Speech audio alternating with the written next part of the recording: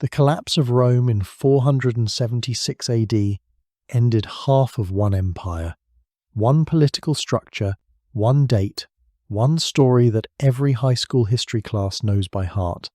Ask anyone with even a passing interest in the ancient world and they can tell you roughly what happened. The barbarians came, the western half crumbled, Romulus Augustulus handed over his crown, and that was that.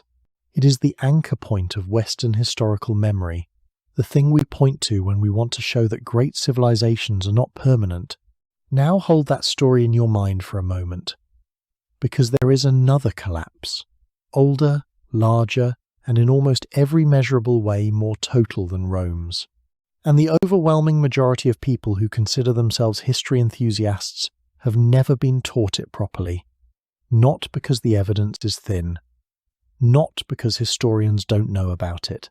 But for a reason that is, once you understand it, genuinely unsettling. Around 1177 BC, give or take a few decades, the entire civilized world of the Eastern Mediterranean came apart. Not one empire. Not two. Every major civilization operating in that region, simultaneously, within roughly a single human lifetime. The Hittite Empire. Gone.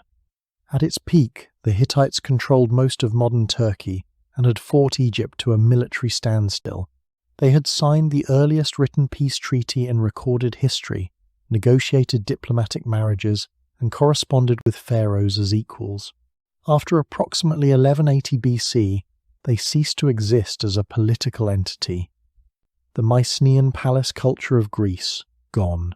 The civilization that would eventually inspire Homer's epics with its palace bureaucracies, its frescoed walls, its sophisticated administrative script collapsed so completely that Greece itself forgot how to write. The Kassite Babylonian dynasty in Lower Mesopotamia, which had ruled for roughly 400 years, gone. The city of Ugarit, on the northern Levant coast, one of the most cosmopolitan trading hubs in the ancient world, burned and abandoned around 1185 BC, never rebuilt. And the Egyptian empire in Canaan, the network of garrisons and client states that had given Egypt dominance over the Levant for centuries, dissolved within a generation of the last great battle. That geographic footprint stretches from modern Greece in the west to modern Turkey in the north to modern Syria and Iraq in the east to the Nile Valley in the south. The fall of Rome affected the western half of one empire centered on the Mediterranean's northern rim. This collapse hit every advanced society across an area that Rome, at its height, would have been proud to control. The anchor date historians use is 1177 BC. The scholar Eric Klein, in his 2014 Princeton University Press synthesis, titled precisely that times 1177 BC, the year civilization collapse times chose it deliberately as a dramatic hook. That year, Pharaoh Ramesses III fought the largest recorded Sea People's assault on Egypt at the Battle of the Delta, a combined land and sea invasion that Egyptian records describe as threatening to end civilization itself. But Klein is explicit. 1177 BC is a len, not a verdict. The collapse was a process, running roughly from 1200 to 1150 BC, a 50-year cascade of failures across an entire interconnected world. The true measure of depth is Greece. After the Mycenaean palaces burned around 1180 BC, Greece entered what historians call the Greek Dark Age, approximately 1100 to 800 BC, roughly 300 years of disruption, with the most acute period lasting closer to 2 centuries in the hardest hit regions. During this time, Greece lost writing entirely. Linear B, the administrative script of the Mycenaean palace culture, last appears in the archaeological record around 1180 BC. The Greek alphabetic writing system does not emerge until approximately 800 to 750 BC. That is a gap of roughly 400 years. 4 centuries with no written records, no literature, No administrative documents from Greek-speaking civilization. Not a slowdown, not a decline, a silence. If you're listening to this somewhere across the world tonight, and this kind of history is what keeps your brain running when it should be sleeping, drop a comment with where you are and what time it is there. I genuinely read them. And it's something else to see Tokyo at midnight and Texas at 10 p.m. all circling the same 3,000-year-old mystery together. Subscribe if you want the next one, and let me know in the comments what civilizational mystery you think deserves the same treatment. Now back to the silence. Because that silence is not just a historical curiosity. It is the key to understanding why this collapse is barely a footnote in mainstream education. History as a discipline runs on texts. Rome fell and left behind Latin-writing successors, the Catholic Church, Byzantium, the barbarian kingdoms that absorbed and continued Roman administrative and literary forms. The story of Rome's fall was written by people who had every reason to remember it, and the institutional infrastructure to do so. The Bronze Age collapse was different. The palaces burned, and the archives inside them burned with them. The scribal schools that trained the specialists who could read and write the complex scripts of the era disappeared because the palace economies that funded them disappeared. The trade networks that carried knowledge between civilizations collapsed. Literacy itself, in several regions, simply ceased. The civilizations that fell had no successor cultures writing their epitaphs. No equivalent of Gibbon sitting down 3 centuries later to explain what had gone wrong. They fell into a gap between source traditions after the Bronze Age texts end, before the classical Greek and Near Eastern records begin, and in that gap, they became almost invisible to the discipline that should have been telling their story. The question this film is going to sit with is not just what happened. The experts don't fully agree on that, and we will get into exactly why. The deeper question is this: how does an event larger than the fall of Rome, an event that reset the entire trajectory of the Western world, become the thing that history forgot to mention? The answer starts more than a century before the collapse, in a world that was, by most measures, at or near the height of everything it had ever built. Start with a picture of the map, not a modern map, not the one you learned in school, with its nation-states and colour-coded borders and neat little capital cities. The map of the Eastern Mediterranean around 1300 BC looks nothing like that. It is a dense, overlapping web of sovereign powers, each one literate, each one militarily formidable, each one connected to the others through trade routes, diplomatic marriages, treaty obligations, and letters, actual letters, written in clay, passed hand to hand across thousands of miles. 7 major civilizations operating simultaneously, in constant contact, none of them dominant enough to absorb the others. Egypt, you know.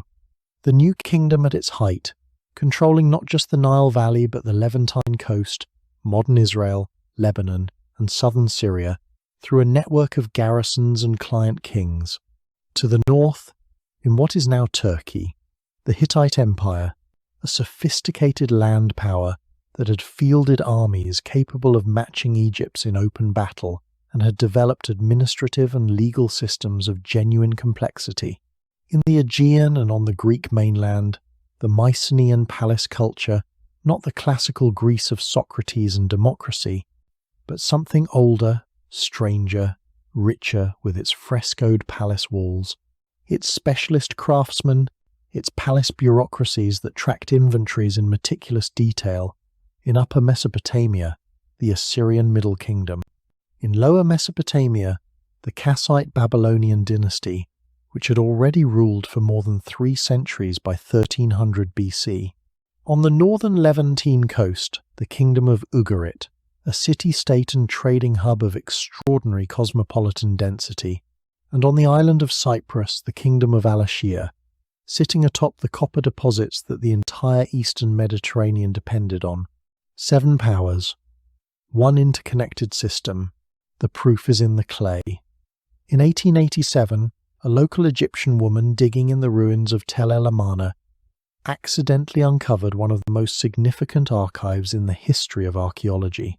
What she found were cuneiform tablets approximately 382 of them that turned out to be the diplomatic correspondence of the Egyptian royal court from roughly 1360 to 1332 BC.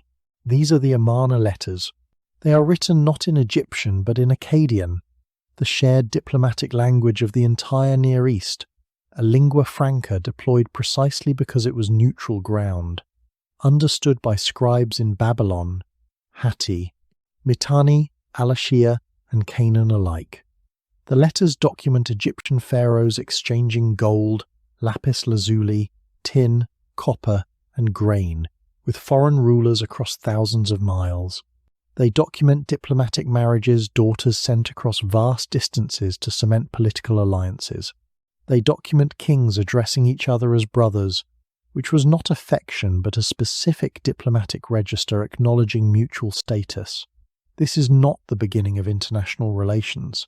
This is international relations at a mature stage of development, with established protocols, professional diplomatic personnel, and a shared administrative language spanning from the Nile to the Euphrates.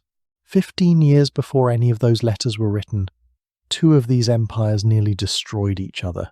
Around 1274 BC, Egypt and the Hittites met in battle at Kadesh, in modern Syria. By any measure, it was one of the largest military engagements the ancient world had ever seen. Egyptian sources, which are promotional documents, not neutral reporting, claim the Hittites deployed 2,500 chariots. Historians treat that number as almost certainly inflated, but even at a fraction of the claimed scale, the engagement was enormous. Massed chariot forces on open terrain, the most technologically demanding form of warfare the Bronze Age had developed. The result was a military stalemate. Neither empire could break the other. Both sides withdrew, claiming victory. What the Battle of Kadesh actually demonstrated was that these were two powers at or near maximum strength, strong enough that destroying each other was simply not an option. So they negotiated instead. Approximately 1259 BC, the Egyptian-Hittite peace treaty, the earliest surviving written peace treaty in world history. Copies found at the Hittite capital of Hattusa, in Anatolia and in Egypt itself, negotiated between Ramesses II and the Hittite king Hattusili III, sealed by a diplomatic marriage. A Hittite princess travelled to Egypt and became the pharaoh's bride. The treaty established mutual non-aggression, defined spheres of influence, and committed both powers to mutual defence. A civilization sophisticated enough to negotiate the architecture of international law was operating across this geography more than 3,000 years ago. All of this ran on metal, specifically on bronze, and bronze required two ingredients that almost never occur in the same place: copper and tin. Cyprus, known in Bronze Age texts as Al-Ashir, was the primary copper source for the entire eastern Mediterranean. The dependency was so total that it is preserved in our own language. The word times copper times in most European languages traces back through Latin times cuprum, times to times Kypros, the Greek name for the island. Tin was more difficult. The nearest reliable sources were in the Badakhshan region of Afghanistan, in Central Asia, and possibly in deposits as far as Cornwall or Bohemia routes spanning thousands of miles, passing through multiple intermediary states before the tin reached the smiths who needed it. Bronze is roughly 90% copper and 10% tin. Without both, you cannot make the weapons, the tools, or the agricultural implements that this world ran on. The entire Bronze Age military and agricultural economy depended on supply chains, functioning simultaneously across a geography that would dwarf most modern trade relationships. And inside that system, there were people with names. Sinaranu, a merchant from Ugarit whose records survive in the city's archive. Specifically, his royal tax exemption survives a personal grant from the king of Ugarit, freeing him from the standard commercial levies. Not a gift, a business decision. Sinaranu was significant enough to the city's economy that the king found it worthwhile to maintain his legal goodwill in writing. He operated within the Times Tamkaram Times system, a network of trading agents with established legal identities and documented relationships to royal authority.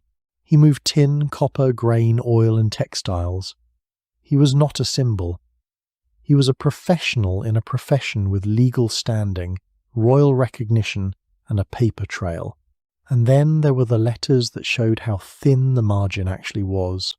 Around 1250 BC, the Hittite king Hattusili III, the same man who had signed the peace treaty with Ramesses II, was writing directly to the Egyptian pharaoh requesting emergency grain shipments, not as a diplomatic courtesy, as a necessity. Hittite texts from this period document famines and shortages across Anatolia. The most powerful land empire in the Near East was dependent on Egyptian grain to feed its people. This was not a luxury trade in lapis lazuli and diplomatic wives. This was food security at the highest levels of power. The network was not just profitable. For some of its participants, it was the difference between eating and not eating. A world this interconnected, this sophisticated, this mutually dependent it was also, without anyone quite realizing it, profoundly vulnerable in ways that would only become visible when things started to break. In 1982, a sponge diver named Mehmet Çakir was working the seabed off Cape Uluburun on the southern coast of Turkey when he spotted something on the bottom that didn't belong there. Flat, with 4 protruding corners. Metal, he reported it. What followed was 11 field seasons of underwater excavation, conducted at depths between 44 and 61 meters, cold and dark and slow. What they pulled up, piece by piece, decade by decade, was a single Bronze Age cargo ship lost around 1300 BC, preserved by the pressure and the darkness of the Mediterranean floor, waiting there for 3,000 years while everything above it rose and fell and was forgotten. One ship, one voyage, one snapshot of the entire world at full operation, taken roughly a century before it ended. Start with the copper, because the copper is where the numbers become difficult to absorb. 354 ingots, each one cast in what archaeologists call the oxide shape flat, rectangular, with a protruding lug at each corner so a human being could carry it across a shoulder. Each ingot weighing roughly 25 kilograms. Combined, approximately 10 tons of copper, sourced from Cyprus, loaded onto a single vessel for transit across open water. 10 tons is not a merchant carrying samples. 10 tons is industrial-scale material movement organized, financed, insured against loss, and pointed at a specific destination where someone was waiting for it. Then the tin. Approximately 1 ton of tin ingots, likely originating from sources in Afghanistan or Anatolia, raw material that had already traveled thousands of miles before it reached this ship. Put the copper and tin together and the arithmetic is immediate. This vessel was carrying the raw ingredients for roughly 11 tons of bronze. Enough metal to outfit a small army with weapons, or a large agricultural community with tools, or a palace workshop with the raw material for a decade of production. All of it consolidated in a single hull, crossing the Mediterranean. That alone would be enough. But the rest of the cargo is what turns this from a logistical fact into something closer to a portrait. Canaanite amphorae, sealed with terebinth resin, a fragrant tree resin used in ritual and medicine and perfume production, sourced from the Levantine coast. Raw glass ingots in cobalt blue, turquoise, and lavender. Not finished objects, but the pre-industrial material from which luxury glassware would be made. A commodity so valuable it travelled as carefully as gold. Ebony logs from sub-Saharan Africa. Hippopotamus ivory. Elephant ivory. Each of these objects represents not just a single trade relationship, but an entire chain of movement. The ebony cut in a forest somewhere south of Egypt, transported north along the Nile, loaded onto a vessel, handed off to another merchant, eventually finding its way into this particular hull, headed somewhere else entirely. And then there were the Egyptian gold scarabs, several of them, bearing inscriptions and symbols, one of them bearing the name of Nefertiti. Stop there for a moment. An Egyptian queen's name, stamped in gold, recovered from a shipwreck off southern Turkey, on a vessel that also carried Canaanite resins, and Afghan tin and African ebony. This is not the world compartmentalized the way we tend to imagine antiquity. This is a world in motion, objects moving across it continuously. The name of a pharaoh's wife ending up in a cargo hold alongside goods from half a dozen other civilizations. Artifacts identified as Cypriot, Mycenaean, Egyptian, Canaanite, Kassite, Assyrian, and Nubian, in origin at least 7 distinct cultures, all represented in one hull. The ship itself was almost certainly Canaanite in construction, based on its hull design, but its passengers or crew were something more complicated. 2 swords were found together in the wreck. One Mycenaean, one Canaanite. Different styles, different origins, different metallurgical traditions, lying side by side on the same seafloor. The most likely explanation is that they belong to 2 different people on the same vessel, a Mycenaean and a Canaanite, travelling together, colleagues rather than enemies, sharing a deck and a destination. The Bronze Age equivalent of looking around a conference room and seeing faces from half a dozen countries unremarkable, in a world where this was simply how commerce worked. The ship went down around 1300 BC. We do not know why. A storm, most likely the cape it sank near, is notoriously rough water, and a heavily loaded vessel riding low would have been vulnerable. Whatever happened, it happened fast enough that the cargo stayed intact, the ingots still stacked, the amphorae still sealed. The sea preserved what the land did not. Here is what makes the Uluburun wreck something more than an archaeological trophy. It is a before photograph. The network that made this cargo possible, the Cypriot copper mines, the Afghan tin routes, the Egyptian goldsmiths, the Levantine glassmakers, the scribes and merchants and palace administrators coordinating, all of it was still fully operational when this ship went down. Every node in the system was intact. Within a century, virtually none of it would exist. The copper mines of Cyprus would still be there. The tin deposits in Afghanistan would still be there. The forests that produced the ebony would still be there. The raw material did not disappear. What disappeared was the network, the ships, the merchants, the palace administrators, the diplomatic relationships, the scribal traditions, the institutional trust that moved the material from where it was to where it was needed. After the collapse, you could not recreate this cargo, not because the world had run out of copper or tin or glass, but because the human infrastructure that coordinated their movement across 7 cultures and 3 continents had ceased to exist. That is what this ship is. Not just evidence of a sophisticated past, a measure of what would be lost.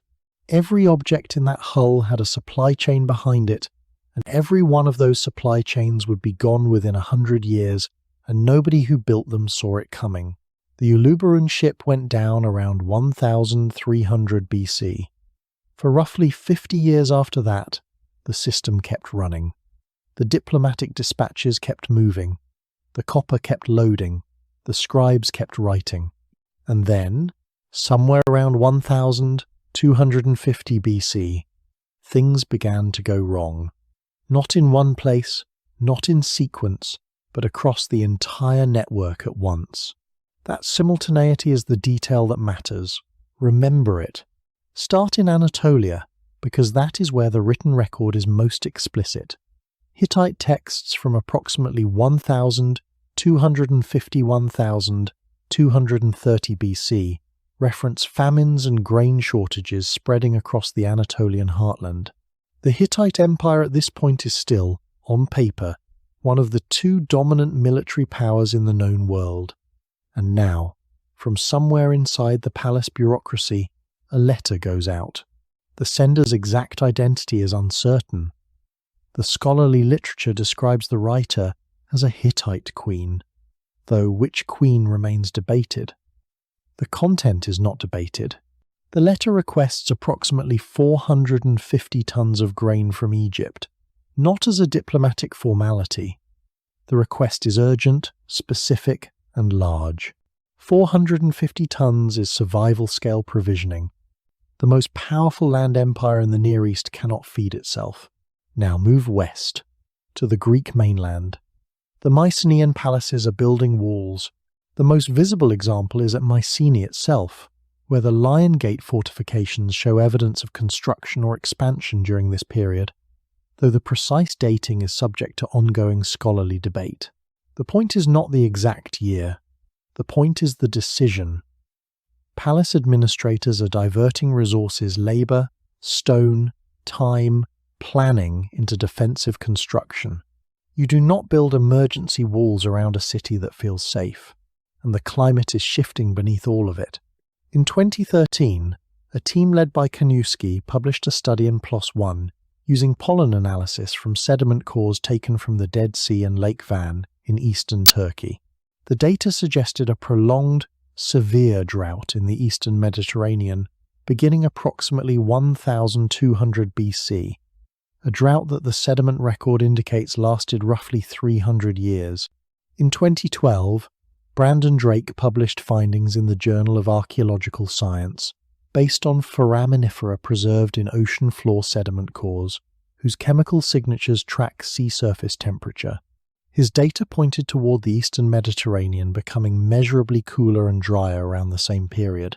Two independent methodologies, two different data sources, converging on the same signal.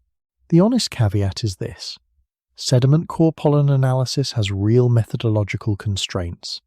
The timing does not align with perfect precision across every site. Some regions whose cores show drought signatures did not collapse. Some sites that clearly collapsed show only weak drought evidence in the local record. The evidence is not a clean proof, but it is multi-sourced, physical, and points consistently toward an eastern Mediterranean that was getting drier and less productive, just as the Hittite granaries were emptying. Meanwhile, something else is moving. Egyptian records from the reign of Pharaoh Meneptah, who ruled approximately 1213 to 1203 BC, describe a coalition assault from the west, around 1230 to 1220 BC. Libyan forces allied with foreign seaborne peoples attacking the Egyptian frontier. Merneptah repels it. But this is the first documented appearance of seaborne peoples in the Egyptian military record. A first contact, not a crisis, but a marker that something is in motion across the Mediterranean. The Merneptah stele, carved around 1208 BC, commemorates his military victories. Embedded in the list of defeated enemies is a line that has stopped historians cold ever since. Israel is laid waste. Its seed is not. This is the earliest known written reference to Israel in any source anywhere. It appears in the same document that first puts the Sea Peoples in the historical record. Merneptah's monument to military triumph is, simultaneously, an accidental witness statement of Pharaoh documenting, without fully understanding it, a world beginning to fracture at every edge at once. Here is the pattern, visible now from the outside in a way it could not have been from inside any single palace. A Hittite queen dispatching an emergency grain request around 1250 BC, Mycenaean administrators building higher walls, sediment cores recording a drying climate, Egyptian frontier forces repelling seaborne migrants around 1220 BC, and a stele carved in 1208 BC that inadvertently logs multiple simultaneous pressures on the Egyptian border. Famine in Anatolia, drought in the sediment record, walls going up in Greece, strangers arriving by sea at Egypt. Not sequentially. Simultaneously, across every major node of the network, within the span of roughly 40 years. Nobody in any of these palaces could see the full picture. The Hittite queen writing for grain did not know about the walls at Mycenae. The Egyptian scribes recording the coastal assault did not know about the Anatolian famine. They were each looking at their own piece of the system, managing their own crisis, assuming the way people always assume that what was breaking was local, manageable, temporary. It was none of those things. There is a city on the Syrian coast that most people alive today have never heard of. That fact alone should disturb you. Its ruins lie beneath a mound called Ras Shamra, about half a mile from the Mediterranean shore in what is now northwestern Syria. Its ancient name was Ugarit, and before it burned, before it was erased so completely that the world above it forgot it had ever existed, it was one of the most cosmopolitan trading cities in the known world. Peak population, somewhere between 6,000 and 8,000 people. Those numbers come from archaeological footprint calculations, the kind of estimates scholars derive by measuring the total occupied area and working backward from assumptions about habitation density. The margins of error are wide. But take the lower bound.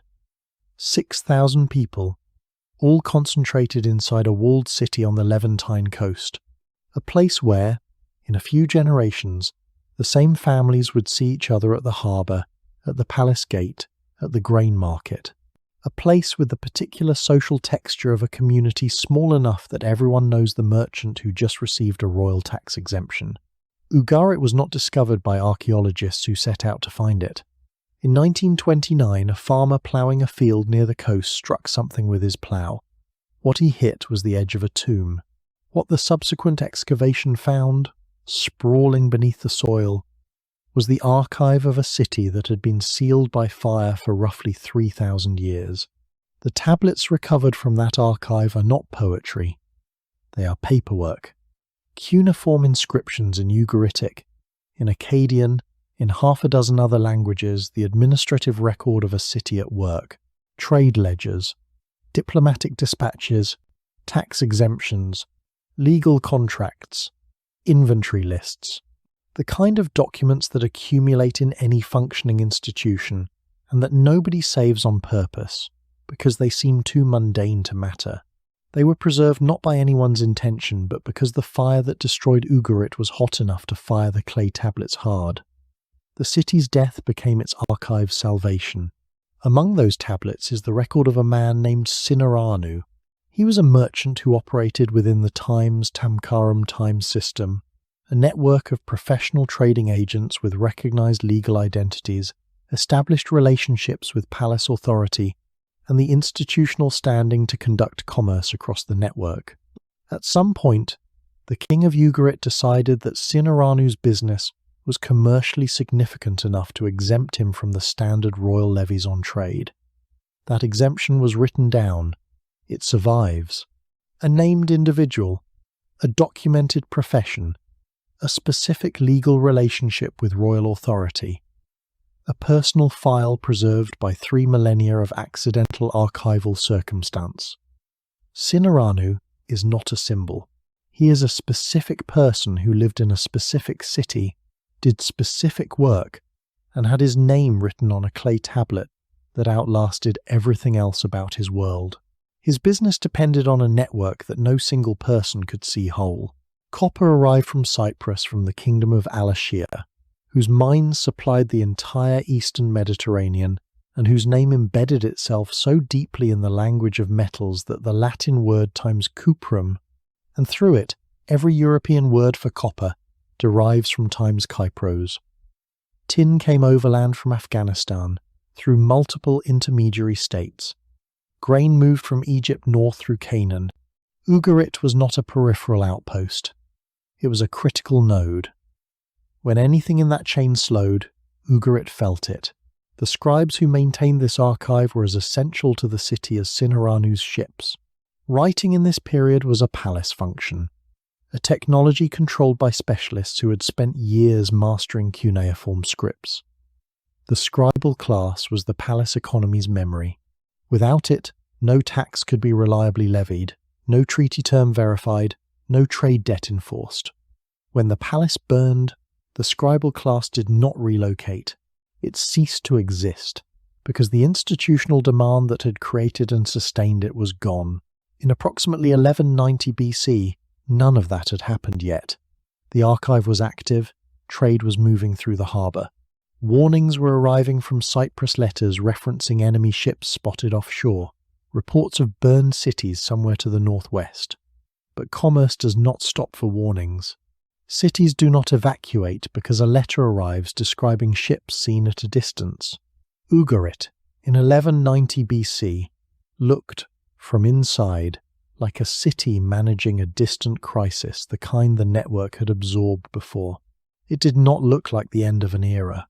It never does from inside. It starts in Greece. Around 1200 BC, the palace at Mycenae burns. Mycenae, the city that gave its name to an entire civilization. The greatest of the Mycenaean palace centres, a place that had organised the political and economic life of the Greek mainland for 4 centuries. The walls are still standing. The Lion Gate still stands. But the palace complex at the summit is ash, not abandoned, not gradually depopulated, burned. Tiryns, 20 miles to the south, suffers major structural damage around the same year. Mycenaean Thebes, another palace centre, another node in the same administrative network, is destroyed around 1200 BC. These cities did not fall because they were weak. They fell because something found them in the same generation, and whatever found them did not stop at one. A civilization that had endured roughly 400 years burned within a single human lifetime. That compression is the thing that should arrest you. Then Troy. The destruction layer archaeologists call Troy VII dates to approximately 1,180 BC. Fire. Evidence of violence. A city that burned. Many scholars associate this layer with whatever historical event sits beneath Homer's war. The specific argument is contested, and it will remain contested, because the evidence will not produce certainty. But the archaeology does not need the legend to make its point. A city on the northwestern Anatolian coast, positioned at the entrance to the Hellespont, burned during the same compressed window in which the Mycenaean palaces burned. Whether or not Achilles was there, the fire was. Cyprus comes next, and this is where the destruction stops being a regional story. The kingdom of Alaschia, the copper-producing island whose mines supplied the raw material for bronze across the entire eastern Mediterranean, is struck across multiple cities almost simultaneously. Enkomi, Kishan, and Cinder all show destruction layers dating to approximately 1200–1190 BC. Some of these sites were eventually rebuilt, others were abandoned and stayed abandoned. The Cypriot copper industry does not simply slow during this period. Its infrastructure is physically dismantled by fire and violence at its primary centres in rapid succession. The copper is gone, and without copper from Cyprus, the bronze supply chain that ran the entire network has lost its source.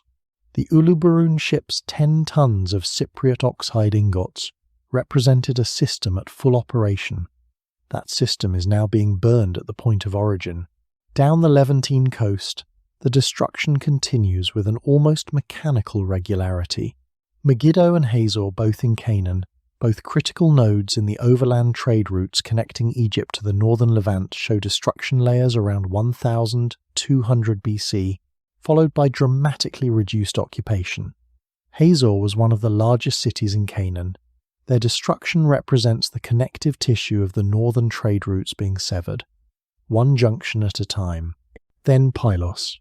The palace of Nestor, on the southwestern Greek mainland, burns completely around 1180 BC and is never rebuilt. What makes Pylos different from every other site in this sequence is what the fire accidentally preserved. Linear B tablets, the clay administrative records of the palace bureaucracy, were in the archive when the building burned. The flames fired them hard. The same heat that destroyed everything else made the tablets permanent. What do those tablets say? They record emergency military preparations, rowers being called up, watchers posted along the coast, units mobilized and sent to specific defensive positions. These were not historical documents being composed for posterity. They were working notes, the daily administrative output of a palace managing a crisis in real time. They were never meant to last. They lasted because the palace burned before anyone could act on them, and the fire that ended the city turned its final paperwork into the most durable records it ever produced. The watchers on the coast saw something. Whatever they saw, the palace that sent them there was ash within what the archaeology suggests was a matter of weeks or months. Hattusa, the Hittite capital, modern Boğazkale in Turkey, deep in the Anatolian plateau, burned and abandoned somewhere between 1180 and 1160 BC. This one does not resolve cleanly. The granaries at Hattusa appear to have been emptied before the burning. Valuables appear to have been removed. This is not the signature of a city taken by surprise. Some scholars read this as deliberate abandonment, the Hittite state choosing to evacuate its capital rather than defend it, for reasons the record does not explain. Others argue the emptying was done by the attackers themselves after the population fled. The debate is genuine and unresolved. What is not debated is what happened afterward. Hattusa was never reoccupied as a major centre. The Hittite Empire, which had fought Egypt to a standstill at Kadesh, which had negotiated the world's first written peace treaty, which had organised one of the most formidable military and administrative systems the Near East had ever seen, simply ceased to exist. The last Hittite king identifiable with certainty is Suppiluliuma II. He appears in the record, he conducts military campaigns, he issues inscriptions, and then he is gone. No death notice, no named successor, no account of a final stand. The most powerful land empire in the Near East ends not with a documented defeat, but with a silence that simply does not end. At the southern reach of the Cascade, Lachish in Canaan burns around 1180 BC. Ashkelon, an Egyptian garrison town on the Levantine coast, falls. An Egyptian administrative text from approximately 1175 BC records it. The Egyptian empire in Canaan does not collapse in a single battle. Its outposts go dark one by one, over the course of years, each absence marking another piece of the imperial periphery lost. From Greece to Cyprus to the Levant to Anatolia, roughly 50 years, thousands of miles. Mycenae, Tiryns, Thebes, Troy, Enkomi, Kishan, Cinder, Megiddo, Hazor, Pylos, Hattusa, Lachish, Ashkelon. This is not one event. It is not one army. No single force could have covered that geography in that time frame. Burning cities from the Greek mainland to the Anatolian interior to the Levantine coast in a single coordinated campaign. And yet the destruction layers cluster within the same 50-year window, with a consistency that the archaeology keeps confirming. Site after excavated site, decade after decade of fieldwork, something connected these collapses. What that something was, whether drought or military assault or failing supply chains or all of them at once, is the question the evidence refuses to answer cleanly. And we haven't even reached the final letters from Ugarit yet.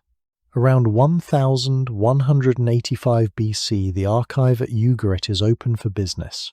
That is not a figure of speech. The scribes are at work. Tablets are being prepared. Correspondence is being processed. The daily administrative machinery of one of the most cosmopolitan trading cities in the eastern Mediterranean is turning as it has turned for generations. Among the routine tasks, certain tablets are being prepared for firing in the kiln. Standard procedure. Clay tablets used for important correspondence were hardened by controlled firing, the Bronze Age equivalent of filing a document rather than leaving it on a desk. The scribes preparing those tablets that day were doing their jobs correctly. They had no reason to do otherwise. Outside, something was moving toward the harbour. The first warning had already arrived. Letter RS 20.238, catalogued and studied by scholar Itamar Singer and documented in Eric Klein's synthesis, is a dispatch from the king of Alashia, the ruler of Cyprus, addressed to the king of Ugarit. Its message is specific. 7 ships of the enemy have been spotted. Enemy forces have been burning cities and causing destruction along the coast. The Alashian king asks Ugarit to investigate. That letter arrived. Someone read it, and then the city burned before anyone could compose a reply, and the letter stayed in the archive because there was no longer an archive to send anything from. 7 ships, not a fleet, not an armada. 7 ships, enough to prompt an urgent royal dispatch, enough to warrant the word enemy rather than strangers. The second letter did not wait long. Letter RS 20.212, known in the scholarly literature as the garrison letter, comes from Eshuwara, a senior official of Alashia, not the king this time, but a military administrator, someone whose professional function was to watch the sea. Eshuwara writes to the king of Ugarit with a specific count: 20 enemy ships, spotted offshore. Then he delivers the line that makes this letter something other than a warning.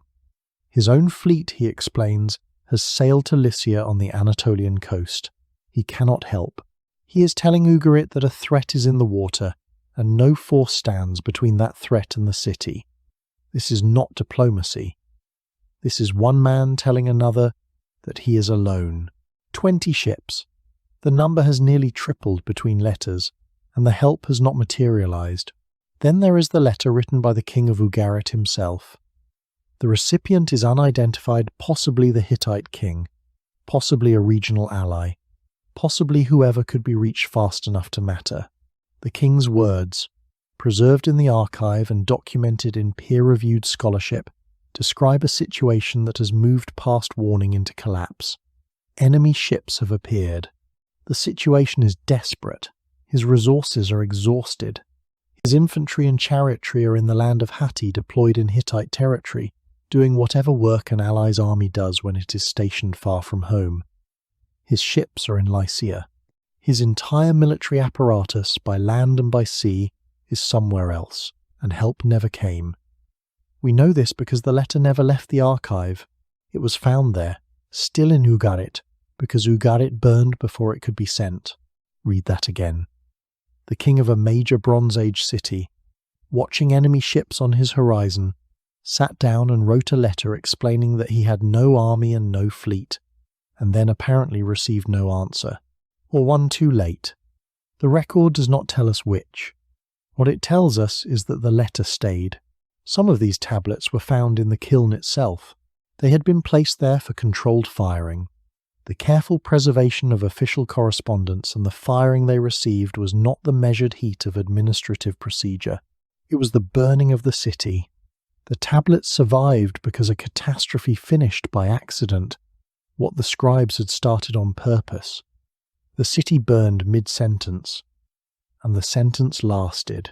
Itamar Singer's scholarship on the Ugarit archive and Klein's work both document these letters at length.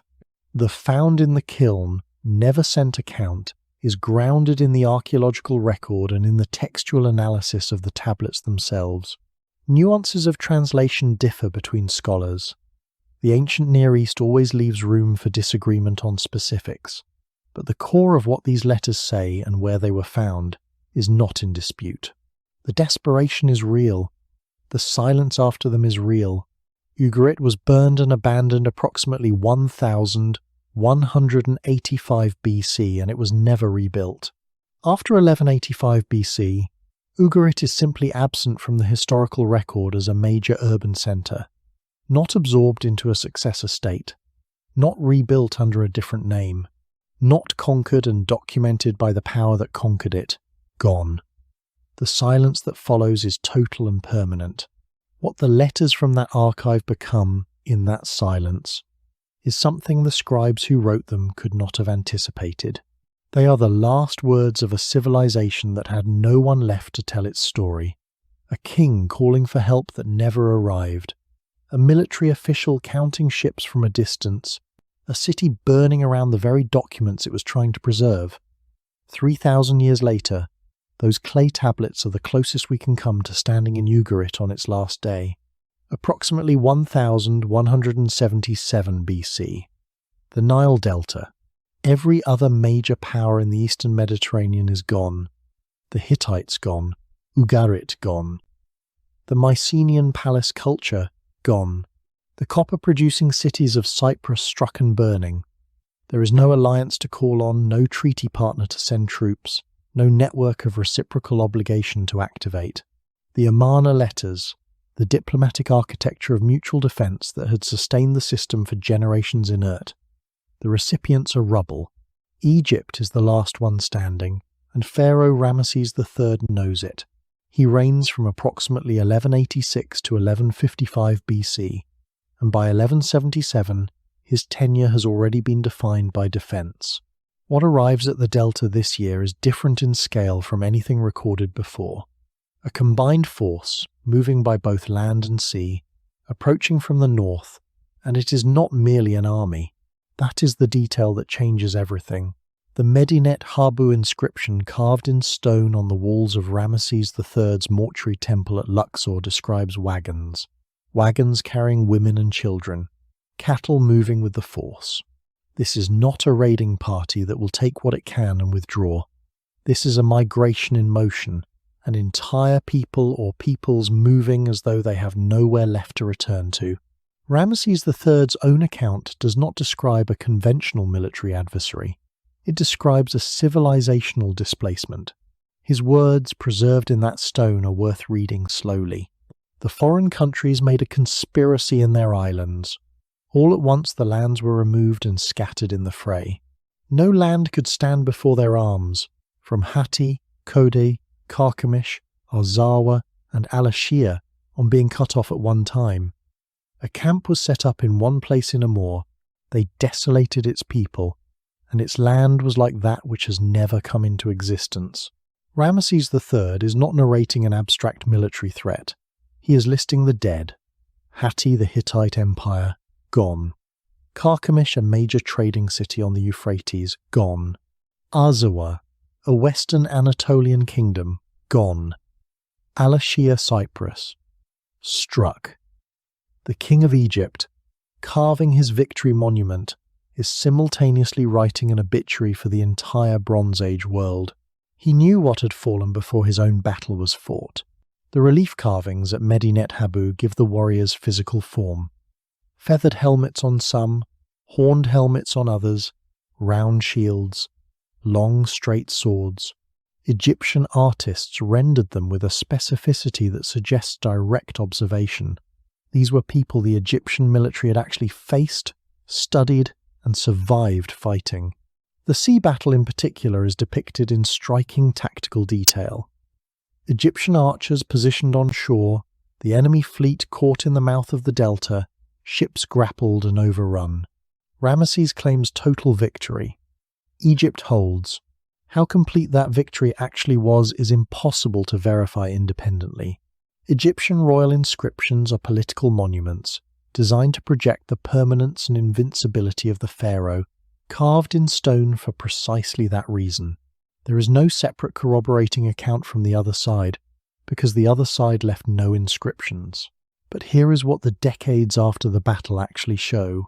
The garrison at Ashkelon, an Egyptian imperial outpost on the Canaanite coast, falls by approximately 1175 BC. 2 years after the great victory at the Delta, an Egyptian position in Canaan is already gone. The empire that Ramesses defended did not stabilize after his triumph. It contracted. The 20th dynasty's subsequent pharaohs lose effective control of Nubia, then Canaan, then the administrative coherence of the Egyptian state itself. By approximately 1070 BC, Egypt enters what historians call the Third Intermediate Period, a prolonged era of political fragmentation and reduced territorial reach. Not a sudden collapse. A long exhalation, the slow deflation of an empire that had won its last great battle and simply ran out of ground to hold. Winning the Battle of the Delta bought Egypt decades. It did not buy the Bronze Age. Meanwhile, the cascade continued rolling east. Approximately 1155 BC, 22 years after the battle at the Delta, the Kassite dynasty of Babylon falls to the Elamites. The Kassites had ruled Babylonia for roughly 400 years, ended not by the sea peoples, not by drought or earthquake, but by a neighbouring power moving into a vacuum that the broader collapse had helped create. The eastern edge of the Bronze Age world goes dark on its own schedule, a generation after Egypt's famous victory, as though the collapse did not receive the memo that the battle had been won. Ramesses III was, by any reasonable measure, a capable military commander. He read the threat correctly, he positioned his forces, he fought and he held. The mortuary temple at Luxor is a genuine monument to genuine survival, and none of it was enough to save the world he was defending. What Ramesses carved on that temple wall was, without intending it to be, the last great document of the Bronze Age international order. He named the dead civilizations in the same breath as his own victory. He described a people moving with their families and cattle as though the land behind them had already ceased to exist. He won his battle while the system the battle was meant to protect continued its collapse around him, past him, and beyond anything his army could stop. Egypt survived 1177 BC. The Bronze Age did not. The warriors on the wall at Medinet Habu are specific. Feathered crests rising from their helmets, round shields held at the shoulder, long straight swords. The carvings show families in ox carts, children visible among the wagons, cattle moving alongside the armed columns. The Egyptians knew exactly who they were looking at, except they didn't, and neither do we. The term sea peoples, the phrase that appears in every textbook that mentions this period, was invented in the 19th century. A French Egyptologist named Gaston Maspero coined it while trying to organize the Egyptian records into a coherent narrative. The Bronze Age itself produced no such term. The peoples depicted at Medinet Habu did not call themselves anything that translates to sea peoples. They may not have called themselves anything collective at all. We are naming a phenomenon that may never have existed as a unified thing, and we have been building theories around that name for over 100 years. The Egyptian inscriptions do provide group labels. Across various Medinet Habu texts, approximately 9 distinct names appear: Peliset, Cheka, Shekelesh, Denyen, Weshesh, Shurdan, Teresh, Luka, Ekwesh. Not all of them appear in every inscription.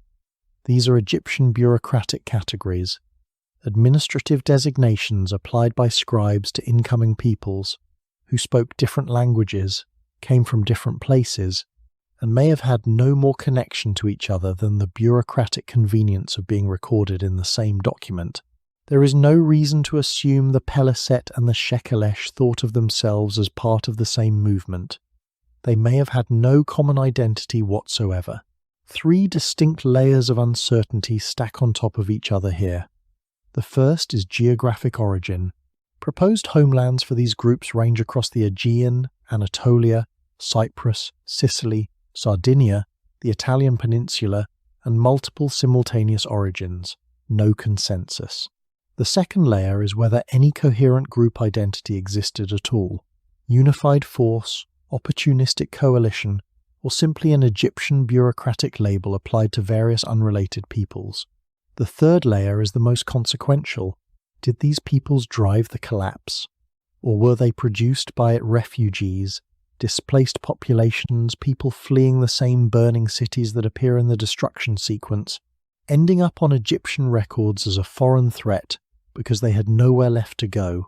The Shurdan clarify exactly how unstable these categories really are. Shurdan appear in Egyptian records from approximately 1280 BC, as both enemies raiding the Egyptian coast and as mercenaries serving in the Egyptian army. Some apparently fought for Ramesses II at Kadesh in 1274 BC on the Egyptian side. By the time of Ramesses III, they appear in the Medinet Habu, inscriptions among the invaders. The same ethnic designation applied to enemies, then allies, then enemies again across nearly a century of Egyptian records. This is not a monolithic hostile force with a coherent identity. What that label actually captured in human terms is genuinely unknown. The Peliset present a different kind of problem: too much clarity in the wrong direction. Modern scholars almost universally identify the Peliset with the biblical Philistines, based on geographical, linguistic, and archaeological correlation that is genuinely persuasive. The Philistines settle in Gaza, Ashkelon, Ashdod, Ekron, and Gath, the 5 cities the Hebrew Bible names explicitly appearing in the Levant in exactly the period following the Sea People's assault. Recent genetic analysis from Philistine burial sites at Ashkelon has found evidence of Aegean ancestry in the early Philistine population. That is a real finding. It tells us something about one group. It tells us nothing about the Shekelesh, the Teresh, the Luka. The Peliset Philistine connection, solid as it appears, is not a key that unlocks the others. Then there is the Denyen. Some scholars have noted a possible connection between the Denyen named in Egyptian texts and the Danaoi, Homer's term, for the Greeks in the Iliad. The connection is speculative and disputed, but if it holds even partially, the implication is genuinely disorienting. Some of the people recorded as attacking Egypt in 1177 BC may have been displaced. Greeks, people who had fled the burning of Mycenaean Tyrants and ended up in the Egyptian records as foreign invaders, survivors of the very collapse the Sea Peoples are supposed to have caused.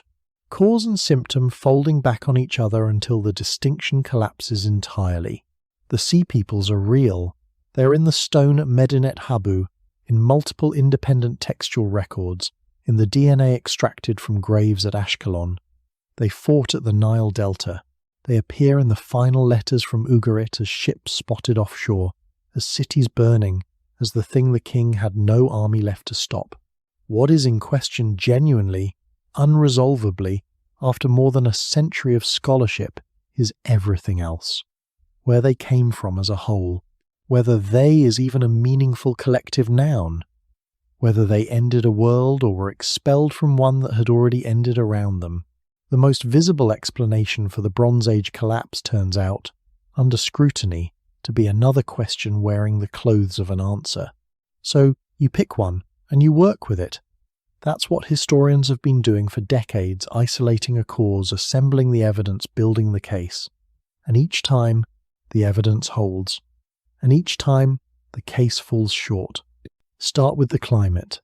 In 2013, a team led by researcher David Kaniewski published findings in the journal PLOS One, drawn from pollen analysis of sediment cores taken from the Dead Sea and Lake Van in eastern Turkey. What the cores showed was a prolonged severe drought beginning approximately 1200 BC and lasting roughly 300 years. Not a single dry season. A multi-century aridification event written into the biological record in layers of sediment that nobody disturbed for 3 millennia. A year earlier, in 2012, Brandon Drake published complementary findings in the Journal of Archaeological Science, ocean temperature data extracted from foraminifera, showing the eastern Mediterranean becoming measurably cooler and drier around 1200 BC.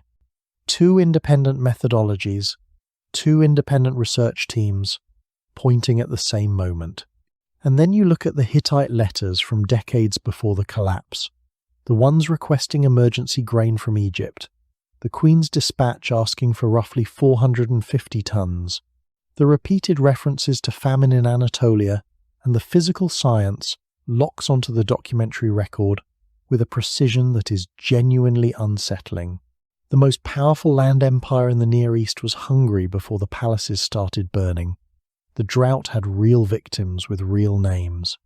But the methodology has limits. Sediment core pollen analysis cannot give you precise annual resolution. The timing does not align perfectly at every site. Some regions showing strong drought signatures did not collapse at all.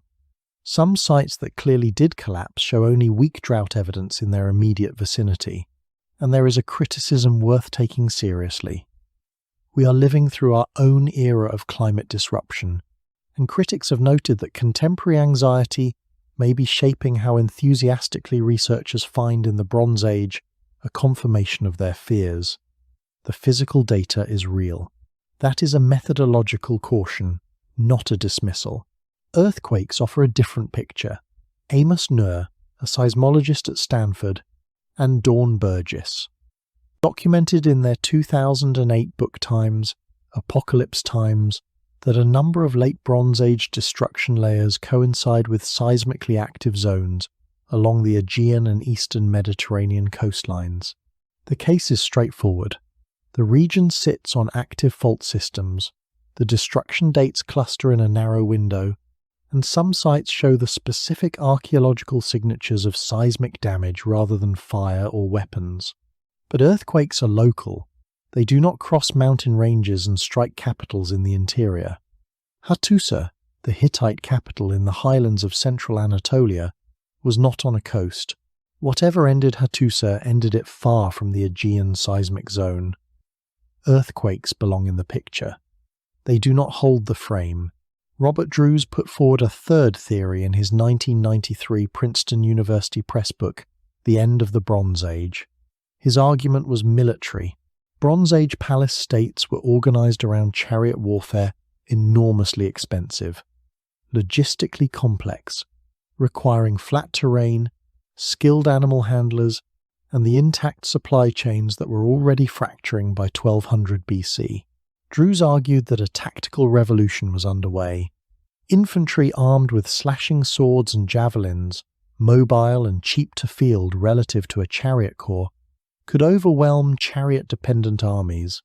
The evidence for a change in weapons technology in this period is real, but Drews's theory runs into a wall that no military explanation can climb over. Not all destroyed sites show evidence of violent assault. Some appear to have been abandoned, granaries emptied, valuables removed, no burned bodies, no weapon deposits. An army cannot explain a city that simply stopped. Internal rebellion is the theory that does not require an army at all. The palatial economy was a rigid hierarchy that demanded tribute, labour, and soldiers from the people at its base, while financing chariot corps and diplomatic marriages at its top.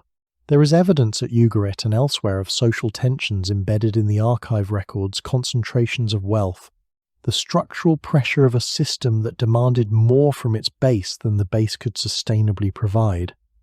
At sites showing no obvious external attack, internal collapse fits the evidence. The limitation is that this explanation is almost impossible to distinguish from other causes in the archaeological record. Abandoned means abandoned. Trade network collapse may be the cleanest mechanical explanation. The entire Bronze Age economy depended on one alloy. Bronze, roughly 90% copper, 10% tin, whose ingredients came from opposite ends of the known world. If instability anywhere along the tin routes disrupted supply, you could not make new weapons or replace worn agricultural tools.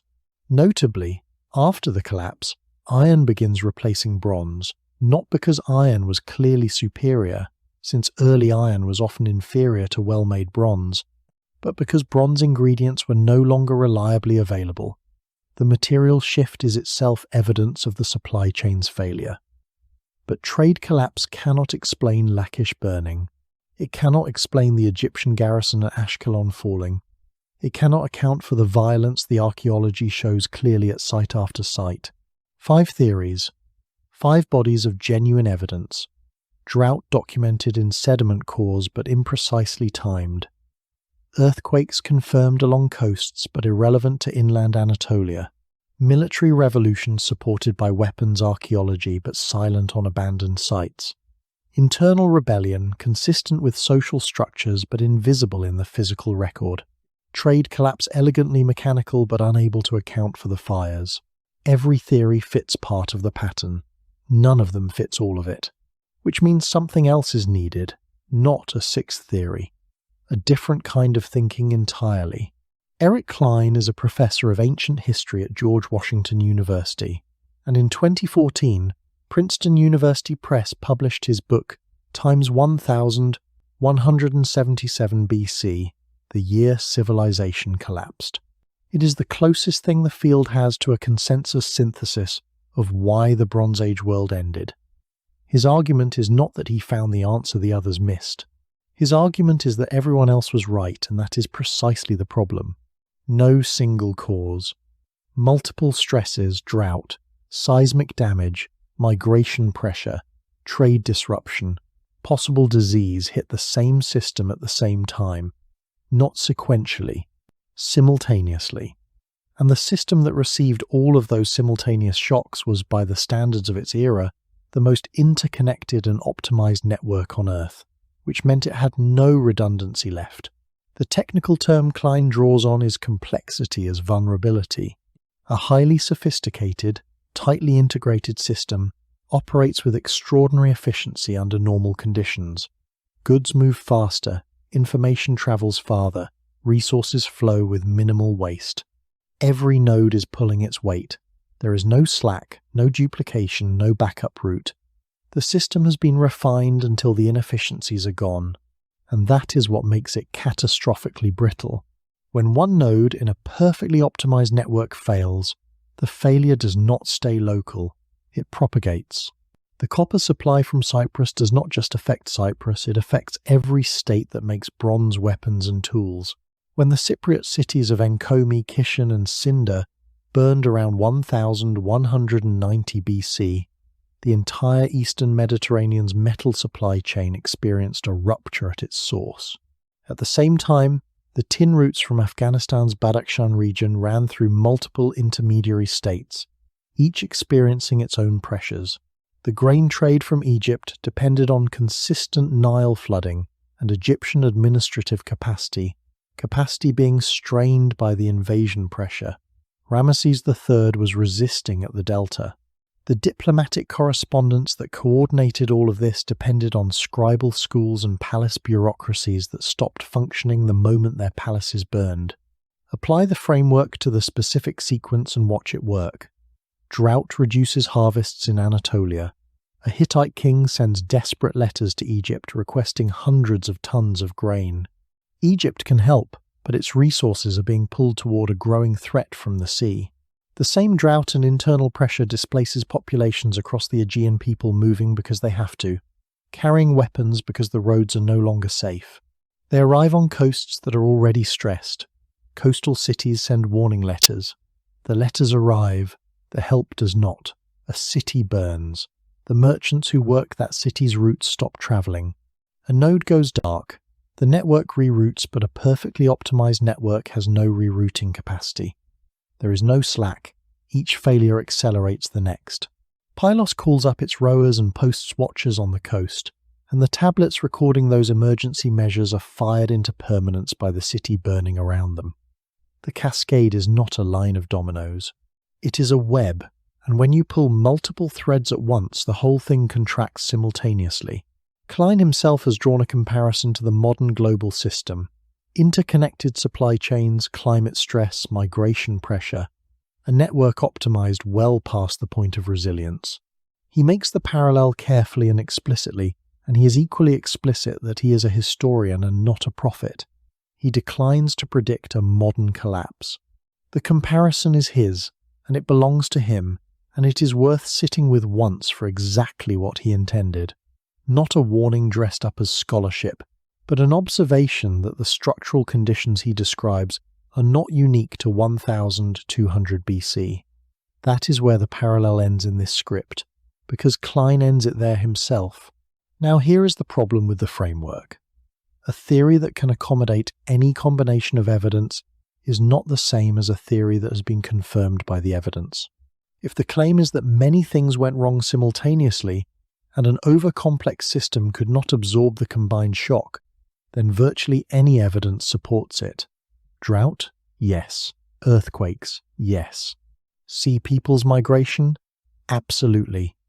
Internal social tension? No reason it couldn't be part of the picture. Trade disruption? Of course. The framework does not just accommodate multiple causes, it accommodates all causes. And when a theory explains everything, there is a specific philosophical sense in which it explains nothing because it cannot be contradicted. The scholars raising this objection are not on the fringes of the field. The unfalsifiability concern is documented in serious academic discussion of Klein's work.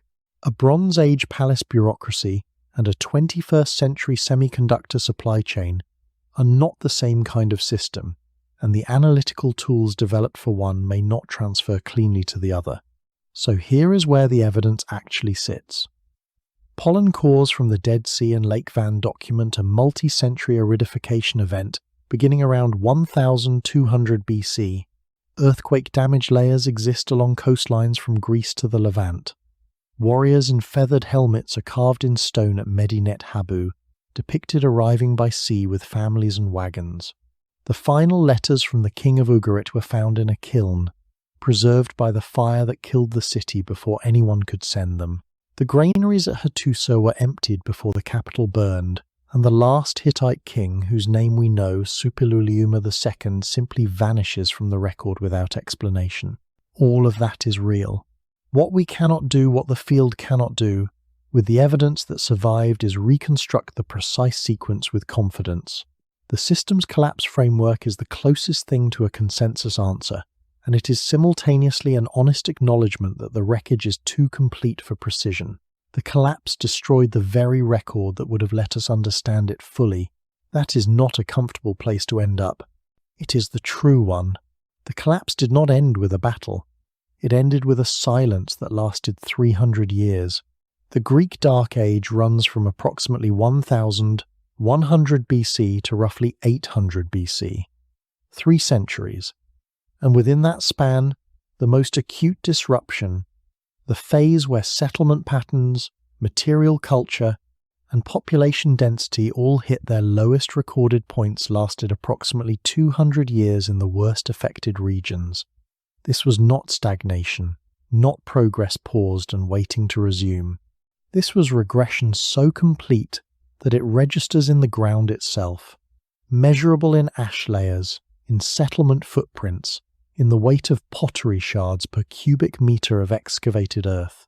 Some scholars estimate population loss in certain regions of Greece during this period at up to 75%. That number needs to be handled carefully. It is an upper bound estimate, not a consensus figure, derived from settlement size calculations that carry wide margins of error.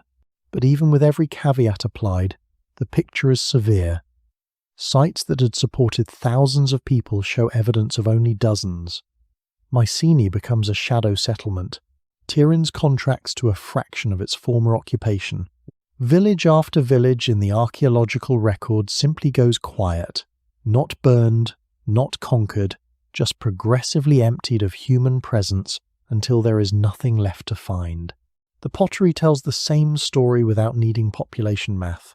Mycenaean pottery at its height was painted with intricate geometric and figurative designs, the product of specialized workshops operating within a palace economy. By 1100 BC, Greek pottery is crude, plain, and locally made. The craftsmen who knew how to do better are gone, and more importantly, the economic system that had employed and trained them is gone. Specialization requires surplus. Surplus requires stability. The Dark Age had neither. Then there is the writing. Linear B is last attested in the archaeological record at approximately 1180 BC in those very tablets fired to permanence at Pylos, the emergency call-up records and coastal watch orders that no one ever acted on. After that date, in Greece, there is nothing. No inscriptions, no administrative records, no literature. No diplomatic correspondence. The Greek alphabetic writing system does not appear until approximately 800 to 750 BC, 4 centuries during which Greece produced no written text of any kind, in any script. The silence is not a metaphor. Understanding why the writing disappeared matters more than the fact that it did. Linear B was a bureaucratic technology.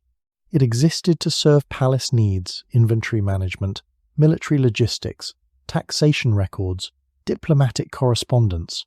It required trained scribes who spent years mastering a script of nearly 90 syllabic signs, trained and paid and housed by the palace institutions they served.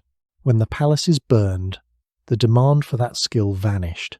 There was no longer anyone who needed palace scribes, and so palace scribes stopped being trained. And the knowledge degraded across a single generation and was gone. Writing is not a natural human activity that persists because people want it. Writing persists because specific social structures create the demand for it. Remove those structures, and writing stops. The Dark Age was not confined to Greece. By approximately 1100 to 1050 BC, the last Mycenaean-style linear B writing disappears entirely. Egypt enters the third intermediate period around 1070 BC. The Kassite dynasty of Babylon had already fallen to the Elamites around 1155 BC, ending 4 centuries of Kassite rule in Mesopotamia. The collapse does not have a clean terminus.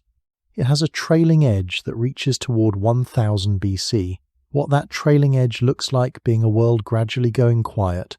Systems that had survived the initial shock contracting year by year, century by century, until the last institutional residue of the Bronze Age network is extinguished. Ugarit stands as the clearest measure of what this silence means in human terms. After approximately 1185 BC, the city is completely absent from the historical record, not conquered and absorbed, not destroyed and rebuilt under a new name, gone. A city of 6,000 to 8,000 people at its peak, a place where Sinaranu's tax exemption was a real administrative fact, where scribes worked in multiple languages simultaneously, where a Hittite queen's request for hundreds of tons of grain was processed and filed vanishes from the record entirely. There is no successor city that claimed its heritage, no later culture that said, "We are the people who came from Ugarit." The archive burned with the scribes who maintained it, and the merchants who made it necessary were dead or scattered, and the trade network that gave the city its reason to exist had collapsed.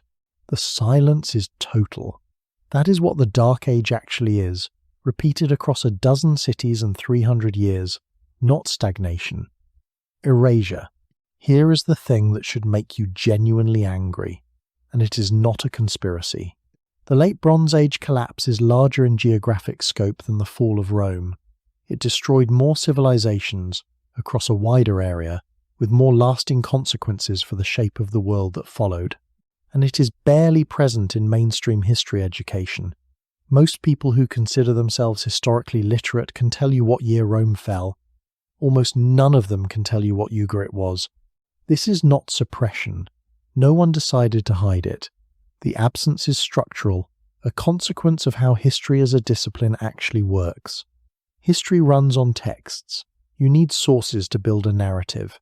And the Bronze Age collapse with systematic completeness destroyed the texts. Palace archives burned. The scribal schools that trained the people who produced those archives ceased to operate because the palace economies that funded them ceased to exist. The trade networks that carried information across the Mediterranean went dark. Literacy itself in Greece completely vanished for roughly 4 centuries. The event is recoverable almost entirely through archaeology. Destruction layers in the soil, sediment cores from lake beds, the cargo of a shipwreck found in deep water off southern Turkey. These are real sources. Sources that have told us more than anything written down ever could about the texture of this world. But archaeology does not generate narrative the way a chronicle does. It generates data that requires interpretation, inference, argument. It cannot tell you what anyone was thinking when the roof fell in. History is taught from what can be narrated. Narration requires sources. The collapse happened in the gap between source traditions, and the gap was of the collapse's own making. The civilizations that fell had no one left to tell their story. The Hittites left no successor state that preserved their administrative memory, no institution that treated Hittite history as a patrimony worth transmitting. The Mycenaeans left only the fragments that survived by accident tablets fired to permanence in the destruction layers of the very fires that ended everything. The Ugaritians burned with their archive. None of these peoples had cultural successors who incorporated them into a usable past. When civilizations fall but leave successors, the story survives. When the fall is complete enough to take the successors with it, the story ends. Compare that with Rome. The fall of the Western Roman Empire in 476 AD was narrated almost immediately by Latin-writing scholars, bishops, and administrators who had every institutional reason to process and interpret what had happened. The Catholic Church was a Roman institution that outlived the empire by millennia, preserving Latin, Roman law, Roman administrative structures, and Roman history. The Germanic kingdoms that replaced Roman authority absorbed Roman legal and administrative forms, gave their sons Roman names, and narrated their own legitimacy through Roman precedent. Rome was remembered because the collapse was incomplete. Institutions survived to do the remembering. The Bronze Age collapse left no such institutions. And here is the part that reshapes everything you think you know about where Western civilization came from. The Greece that later tradition claimed as its ancestor the Greece of Plato, of Thucydides, of the democratic city-states, and the philosophical schools did not inherit Mycenaean Bronze Age culture. It emerged after the collapse, after the Dark Age, after 3 centuries during which the Greek world had no writing, drastically reduced population, and no continuous institutional connection to the palace culture that preceded it. The Western tradition has a clean ancestor myth. Athens, then Rome, then us. That myth skips over 300 years of darkness and an entire prior civilization that the classical Greeks themselves only half remembered and mostly did not understand. Homer is the proof. The Iliad and the Odyssey were composed around the 8th century BC, in a Greece that had only recently recovered alphabetic writing borrowed from Phoenician traders because the script Mycenaean scribes had used was 4 centuries gone. Homer's epics describe a world that had been dead for 400 years, and embedded in them, scholars have identified details that 8th century Greeks could not have known from direct experience. Bronze weapons and armour, in a world that had moved to iron, palace structures whose architectural logic matches Mycenaean archaeology, rather than anything in classical Greece. A political geography, a map of kingdoms and alliances across the Aegean and Anatolia that no longer existed in Homer's time and would have been unreconstructible from anything a living person could see. Those details survived 4 centuries of oral transmission in a society without writing, passed from singer to singer, generation to generation, through the Dark Age and out the other side, arriving in the 8th century BC still carrying the imprint of the Bronze Age in their vocabulary and their imagery. Homer was narrating a civilization his own culture had largely forgotten, working from fragments so degraded by time that his audience could not have known what they were hearing was memory rather than myth. That is how the Bronze Age world survived into Western consciousness, not as history, not as documented legacy, but as the half-remembered dream that a poet sang about war and a long voyage home. Here is what nobody prepared you for about the world that came after. The Iron Age was not scheduled. Iron ore had existed in the ground for billions of years before anyone depended on it. The Bronze Age powers knew iron existed. They used it occasionally, for ceremonial objects, for the odd blade, but bronze was better for most military and agricultural applications, and the system that delivered its ingredients was established, profitable, and deeply embedded in the political order. There was no incentive to replace it. The collapse removed that incentive the only way anything ever removes entrenched advantage, by destroying it. When the copper routes from Cyprus fragmented and the tin roads through Central Asia became impassable, bronze production fell, weapons wore out, ploughs broke, and the palace administrators who had coordinated the replacements were either dead or had nowhere to send their dispatches.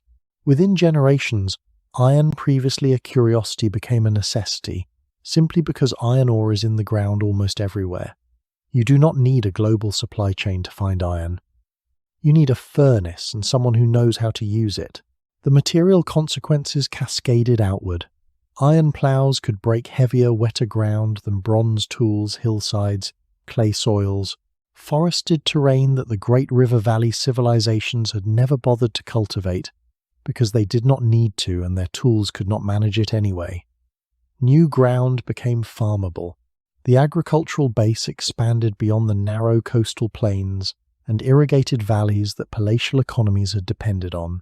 The democratization of metal changed who could farm, who could arm themselves, who could build without waiting for a royal supply chain to deliver the raw materials. The collapse did not delay the Iron Age, it caused it. The same logic applies to writing. Before the collapse, literacy was a palace technology, a bureaucratic tool maintained by trained specialists serving administrative functions for the state.